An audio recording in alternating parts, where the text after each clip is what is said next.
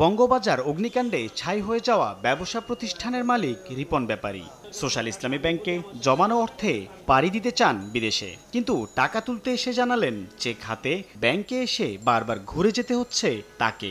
টাকার জন্য এখন ঘুরতেছি, এখন আমার টাকাও দেয় না, আমি যাইতেও পারি না।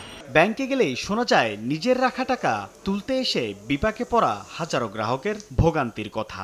টাকার প্রয়োজন, টাকা দিতে বলছে দালালে, টাকা না দিলে ফ্লাইট দিবে না। আমাদের দরকার, কিন্তু আমরা টাকা ওইভাবে পাচ্ছি না। এমন অবস্থার কারণ হিসেবে এসআইবিএল এর ব্যবস্থাপনা পরিচালক বলছেন, গ্রাহকের আস্থার সংকট বর্তমানে নতুন করে ব্যাংককে ফেলেছে অর্থ সংকটে। ব্যাংক যে বিনিয়োগ করেছে ওখান থেকে সকল টাকা তো একদিনে তুলে আনতে পারবে না, কিন্তু আমাদের ডিপোজিটররা ওনার টাকার মায়ার কারণে ওনার টাকা উনি চাইতে পারেন, কিন্তু উনি অ্যাডভান্স চাচ্ছেন।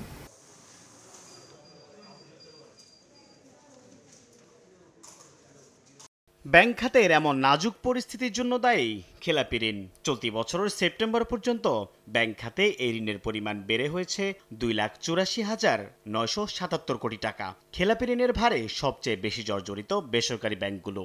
মোট খেলাপির পরিমাণ প্রায় 1.5 লাখ কোটি টাকা, আর রাষ্ট্রায়ত্ত ব্যাংকগুলোর খেলাপির পরিমাণ 1,26,000 কোটি টাকা। বিশেষায়িত ও বিদেশি ব্যাংকগুলোর খেলাপির পরিমাণ তুলনামূলক কম। ন্যাশনাল ব্যাংকের চেয়ারম্যানের দাবি, লুটপাট বন্ধে বাংলাদেশ ব্যাংকের দুর্বল অবস্থানের কারণেই এমন বিপর্যয়। সংকুচিত মুদ্রানীতি ফলো করে মানি সাপ্লাই বাড়াবো না, ওই এক রাস্তা যদি বসে থাকে IMF এর ফর্মুলা নিয়ে দেশকে আরো বিপদে ফেলাইব। তো একবার এই বাংলাদেশ ব্যাংকের সহায়তায় এই বাণিজ্যিক ব্যাংকে লুটপাট হয়েছে। এখন কেন্দ্রীয় ব্যাংক একই লোক আবার বাণিজ্যিক ব্যাংকগুলোকে গলা চিপে ধরতেছে। বাংলাদেশ ব্যাংকের তথ্যই বলছে সাধারণ গ্রাহকের আমানতের টাকা কিভাবে লুটপাট হয়েছে। তবে পরিবর্তিত পরিস্থিতিতে সময় এসেছে গ্রাহকদের মনে আস্থা ফেরানো, এমন পরামর্শ ব্যাংক মালিকদের সংগঠন বিএবির। ব্যবসা বের করতে প্রথম কাজই হচ্ছে আপনাকে ডিপোজিটরের যে আস্থা ওইটাকে প্রতিষ্ঠিত করতে হবে। ওইটা যে পর্যন্ত না প্রতিষ্ঠিত হবে সে পর্যন্ত আপনি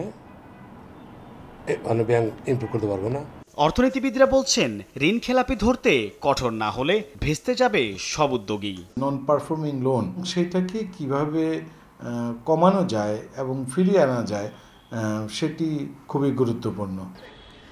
আন্তঃব্যাংক থেকে সহায়তা পাওয়ায় দুর্বল ব্যাংকগুলোর প্রতি গ্রাহকের আস্থা ফিরতে শুরু করলেও অভিযোগ রয়েছে, চাহিদা অনুযায়ী টাকা দিতে পারছে না অনেক ব্যাংকই।